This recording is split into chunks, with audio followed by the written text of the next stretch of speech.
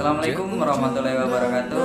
Kembali lagi bersama saya Iksanul Arifin, pendamping sosial Kecamatan Praman Utara, Kabupaten Lampung Timur. Kali ini saya akan membuat video pengelolaan keuangan dan perencanaan usaha sesi 3, memulai usaha langkah pertama, yaitu pembukaan.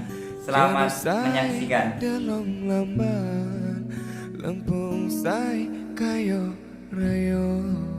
Assalamualaikum warahmatullahi wabarakatuh. Apa kabar ibu-ibu semuanya? Baik ya, alhamdulillahirobbilalamin. Selamat datang buat ibu-ibu semuanya. Terima kasih telah hadir pada P2K2 pertemuan kelompok bulanan. Terima kasih pula kepada Ibu Marfuah atas tempatnya dan fasilitas yang lainnya. Marilah sebelum sesi P2K2 ini kita mulai, kita awali dengan berdoa menurut agama dan keyakinan masing-masing. Berdoa mulai.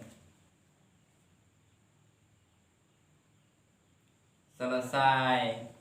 Baik, sebelum kita lanjut ke sesi yang ketujuh, kita akan mereview sebentar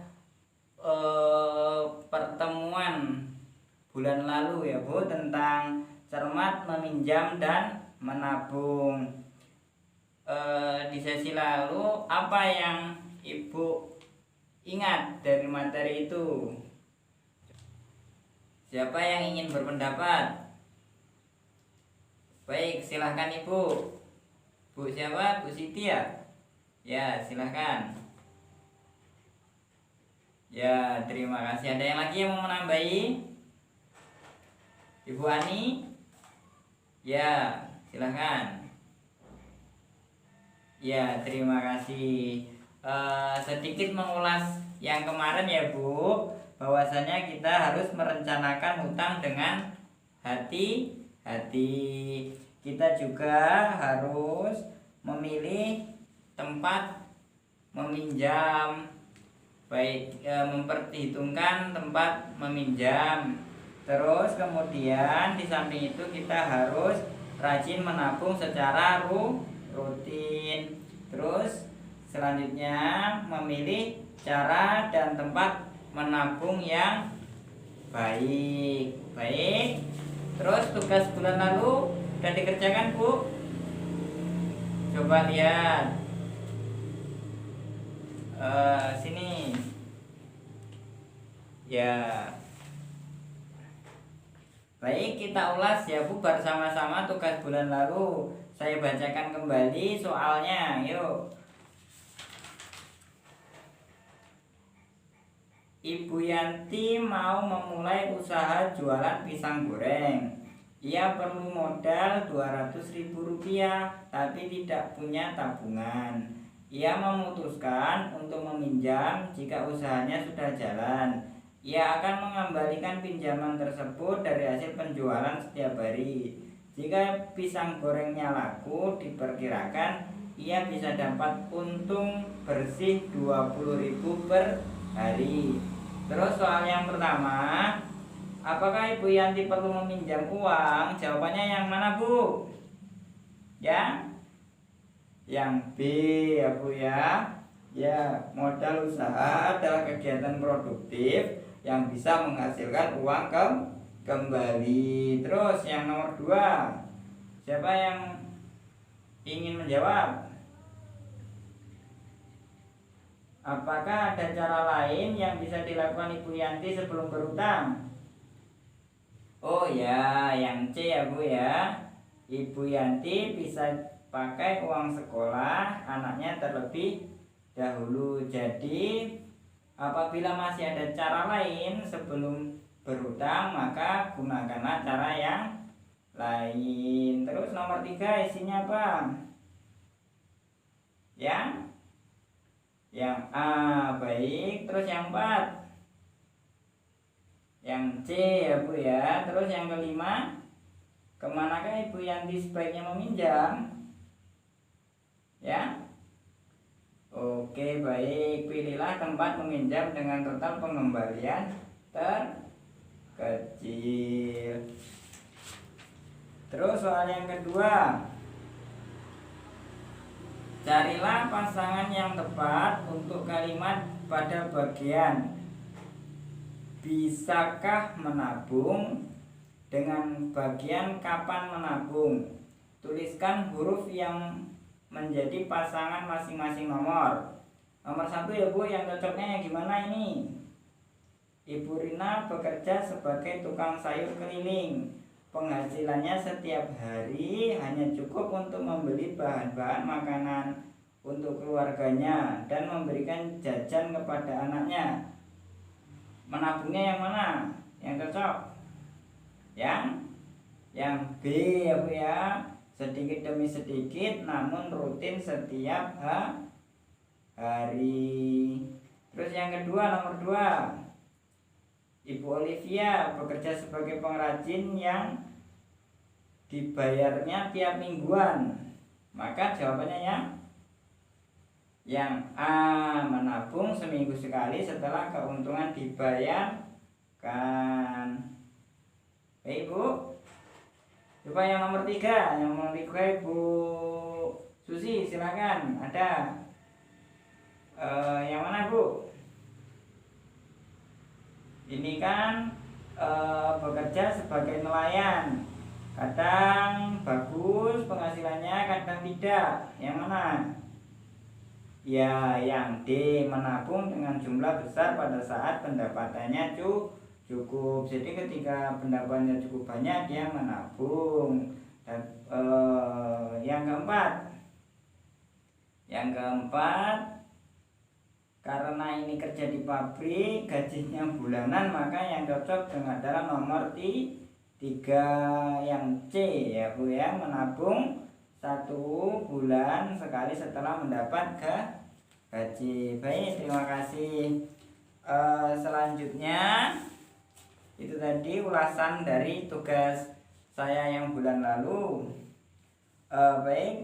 Saya sampaikan menabung dan merencanakan hutang harus dengan hati-hati. Contohnya bulan lalu kita sudah belajar mengenai cermat meminjam dan menabung. Dan perlu diingat ya ibu-ibu, menabung sangat diperlukan untuk berjaga-jaga dan mencapai tujuan tertentu supaya tidak tergantung pada hutang. Kalaupun terpaksa berhutang, lakukan dengan terencana sesuai kebutuhan dan kemampuan bayar, serta pilih tempat berhutang dengan biaya yang paling murah. Baik, selanjutnya saya ingin bermain senam angka. Senam angka ya Bu. Senam angka caranya gini, ibu-ibu silahkan buat lingkaran. Baik, sudah ya, terima kasih. Terus kemudian ibu-ibu nanti berhitung searah jarum jam, dimulai dari ibu. Kalau kelompok sini dimulai dari Ibu Susi. Nanti Ibu Susi bilang nomor 1 gitu ya. Terus tangannya menentukan arah siapa yang akan melanjutkan ke selanjutnya. Jika tangannya kayak gini, maka ini kan telapak tangannya mengarah ke kiri, berarti sebelah kirinya Ibu Susi nanti melanjutkan angka 2. Terus selanjutnya Ibu, kalau nanti sampai Bu Susi siapa ini? Bu Dewi 2 gitu. Terus ketika nanti Bu Dewi menentukan selanjutnya, kalau Bu Dewi ini berarti kembali lagi ke Bu Susi. Begitu seterusnya ya Bu. Dapat dipahami? Oke, baik, terima kasih. Yuk dimulai dari Ibu Susi, silakan.